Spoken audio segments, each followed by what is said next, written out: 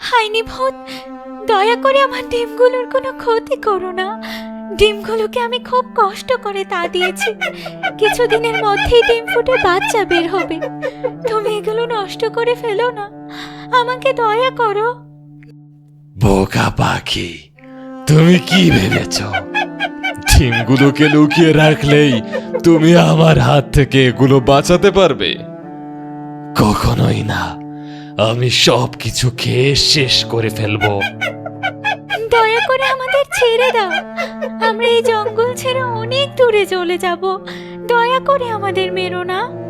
আমি হাইনি ভূত, যেটা একবার ঠিক করি সেটা করেই ছাড়ি, আর আমি তোমাদেরকে মেরেই ছাড়বো। এটি ছিল এক বিরাট জঙ্গল। এই জঙ্গলে অনেক পশু পাখি বাস করত। এদের মধ্যে ছিল হরিণ ছানা, খরগোশ, নানা প্রজাতির পাখি। সিংহ মামা ছিল এই জঙ্গলের মহারাজ। কিন্তু হঠাৎ একদিন সিংহ মামা অসুস্থ হয়ে মারা যায়। আর তখন বনের পশু পাখিরা সবাই মিলে সিদ্ধান্ত নেয় এই জঙ্গলের দায়িত্ব শেয়াল মশাইয়ের কাছে ন্যস্ত করবে।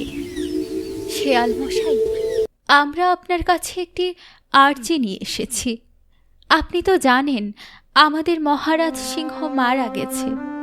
এদিকে দুষ্টু হাইনি ভূত চারিদিকে আক্রমণ করে বেড়াচ্ছে। দয়া করে আমাদেরকে সাহায্য করুন। সবকিছুই তো বুঝলাম, কিন্তু আমি তোমাদেরকে কি করে সাহায্য করব বলো তো? ওই হাইনি ভূতের খপ্পর থেকে আমাদের বাঁচান শেয়াল মশাই। আপনি এই রাজ্যের সিংহাসনের দায়িত্ব নিন। কি বলছো? আমি তো তেমন শক্তিশালী প্রাণী নই। তাছাড়া সিংহ মারা গেছে। সবকিছু না জেনে আমি কি করে সবকিছু একা সামলাবো? আমাদের কাছে আর অন্য কোনো উপায় নেই শেয়াল মশাই। ওই হাইনি ভূত আমাদেরকে মেরে ফেলবে, আর এরপর এই জঙ্গলে সে নিজের রাজত্ব করবে। হ্যাঁ শিয়াল মশাই, আমাদের দয়া করে বাঁচান। ওই হাইনি ভূতের খপ্পর থেকে এই জঙ্গলকে রক্ষা করুন। তোমরা সবাই মিলে যখন এত করে বলছো, এই জঙ্গলের দায়িত্ব আমি আমার নিজের কাঁধে নিলাম। কিন্তু জানি না ওই হাইনি ভূতকে একা কতটুকু প্রতিহত করতে পারবো। আপনি আমাদের পাশে থাকলে সবকিছুই সম্ভব শেয়াল মশাই। কি এত বড় সাহস! আমাকে না জিজ্ঞেস করে এই শেয়ালকে রাজ্যের রাজা বানিয়ে দিল ওরা। না না, এত বড় বেয়াদবি আমি কিছুতেই মেনে নেব না। এই রাজ্যের সবাইকে আমি চরম শাস্তি দেব। মা, এই শাসককালে তুমি কোথায় যাচ্ছ মা? আমি তোমাদের জন্য খাবার জোগাড় করতে যাচ্ছি বাবা। আজ 2 দিন হলো গুহায় কোনো খাবার নেই। আমি ফেরার আগ পর্যন্ত তোমরা চুপচাপ এখানে বসে থাকবে, আর কেউ ডাকলে ভুলেও দরজা খুলবে না। তুমি আমাদের ছেড়ে যেও না মা। তুমি জানো না, ওই দুষ্ট ভূত জঙ্গলের সবার উপর অনেক অত্যাচার করছে। না গিয়ে তো আর কোনো উপায় নেই লক্ষ্মী সোনা। তা না হলে তোমাদেরকে না খেয়ে থাকতে হবে। আমি যাব আর আসব, তোমরা চিন্তা করো না। ঠিক আছে মা, তাড়াতাড়ি চলে এসো। আমরা গুহার ভিতরে গিয়ে দরজা বন্ধ করে দিচ্ছি।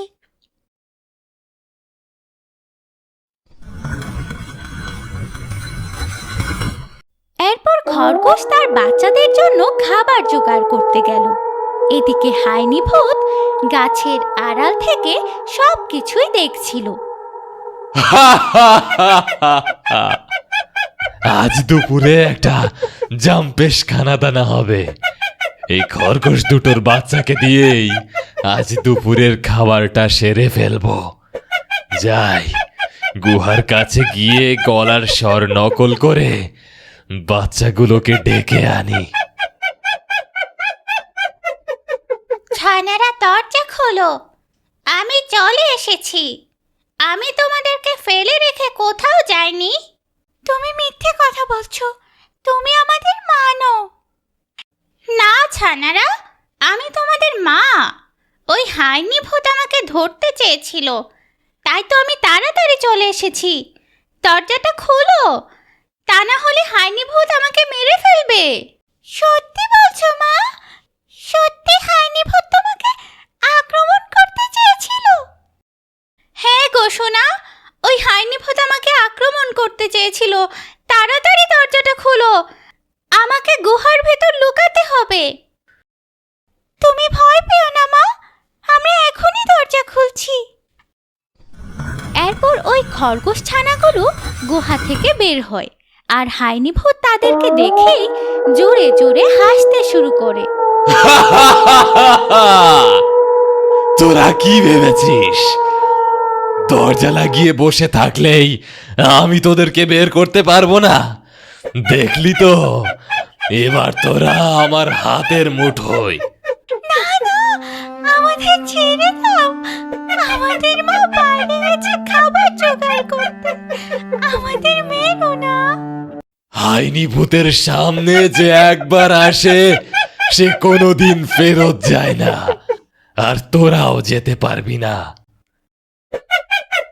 এরপর সেই হাইনি ভূত খরগোশ ছানাগুলোকে তাড়া করতে শুরু করলো। ছানাগুলো দ্রুত দৌড়াতে শুরু করলো, আর একটা সময় গাছের পেছনে লুকিয়ে পড়লো। পালিয়ে যাবি কোথায়? আমার হাতে তোদেরকে ধরা পড়তেই হবে। তুমি আমাদের ফেলে রেখে গিয়েছিলে মা, আর একটু হলে শয়তান হাইনি ভূত আমাদেরকে মেরে ফেলতো। আমরা কোনো রকম বেঁচে গেছি, তুমি আমাদেরকে রেখে আর কোথাও যেও না। না না, আমরা কোথাও যাব না, তবে হ্যাঁ, এটার একটা বিহিত করতেই হবে। আজকেই যাব শিয়াল মশাইয়ের কাছে বিচার দিতে। ছানারা চলো, আমরা শিয়াল রাজার কাছে যাই। এরপর খরগোশ তার ছানাদেরকে নিয়ে শিয়াল রাজার কাছে বিচার দিতে গেল। সব শুনে শিয়াল রাজা বলল, ওই হাইনি ভূত সত্যি সত্যি অনেক বেশি বাড়াবাড়ি করছে, ওকে এবার শাস্তি দিতেই হবে। আর ওকে শাস্তি দেবে ডাকিনী ভূত। ডাকিনী ভূত? সে আবার কে? ডাকিনী ভূত হলো এই জঙ্গলের রক্ষাকর্তা। এর আগেও জঙ্গলকে বিভিন্ন বিপদ থেকে সে রক্ষা করেছে। ওই ডাকিনী ভূতের কাছে শক্তিশালী পরশ পাথর আছে। ওই পরশ পাথরের দ্বাদশ শক্তির প্রভাবে হাইনি ভূতকে পরাজিত করা সম্ভব। তাহলে আর দেরি কেন? আগামীকাল সবার সামনে ডাকিনীকে উপস্থিত করা হোক। একদম ঠিক কথা বলেছ। ওই হাইনি ভূতকে আমরা জঙ্গল থেকে তাড়িয়েই ছাড়ব। এরপর খরগোশ, শিয়াল এবং জঙ্গলের অন্যান্য প্রাণীরা সবাই মিলে গেল ডাকিনী ভূতের কাছে। সবকিছু শুনে ডাকিনী ভূত তাদেরকে বলল, হাইনি ভূতের অত্যাচারের কথা আমি অনেক শুনেছি, তবে ওকে শাস্তি দেওয়ার জন্য আমাদের প্রয়োজন একটি অদ্ভুত শক্তি, যেটা আমার কাছে আছে। কোন শক্তির কথা বলছো ডাকিনী ভূত? ওখানে একটা নীল রঙের পাথর আছে, ওই পাথরের অনেক শক্তি। এই পাথরের মাধ্যমেই হাইনি ভূতকে পরাস্ত করা সম্ভব। ওই তো হাইনি ভূত চলে এসেছে। হাইনি ভূতকে আমরা এখান থেকে বের করেই ছাড়বো। কি ব্যাপার, তোমাদের এত বড় সাহস আমাকে এখানে ডেকে পাঠিয়েছ? তুমি এই জঙ্গল ছেড়ে চলে যাও। তুমি অন্যায়ভাবে বনের পশু পাখিদের ওপর অত্যাচার করছো। তাই নাকি?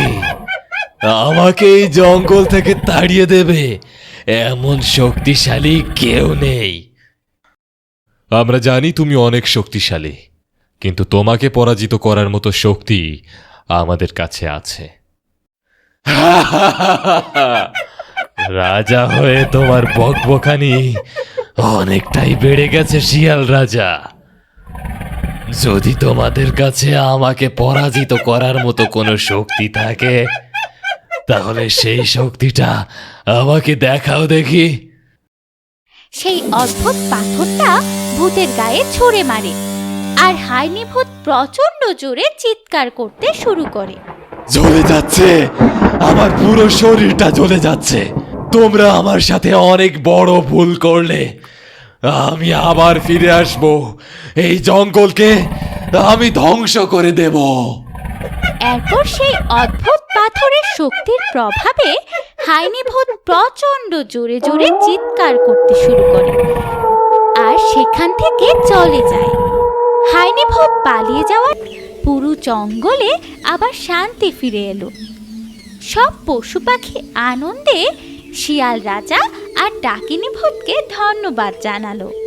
শিয়াল রাজা, আপনার সাহস না থাকলে আমরা কখনোই হাইনি ভূতের হাত থেকে বাঁচতে পারতাম না। আজ থেকে আমাদের ছানারা আর ভয় লুকিয়ে থাকবে না। আমরা এবার শান্তিতে যেখানে সেখানে যেতে পারবো। এই জঙ্গল আবার আগের মতো নিরাপদ হয়ে গেছে। মনে রেখো, সবাই যদি একসঙ্গে অন্যায়ের বিরুদ্ধে দাঁড়ায় তাহলে সবচেয়ে শক্তিশালী শত্রুকেও হারানো যায়। আজ থেকে এই জঙ্গলে কেউ আর কারো ওপর অন্যায় করবে না। আমরা সবাই মিলেমিশে শান্তিতে বাস করব। সেই দিন থেকে জঙ্গলের সব পশু পাখি সুখে শান্তিতে বসবাস করতে লাগলো। আর হাইনি ভূত কখনো সেই জঙ্গলে ফিরে আসার সাহস পেল না।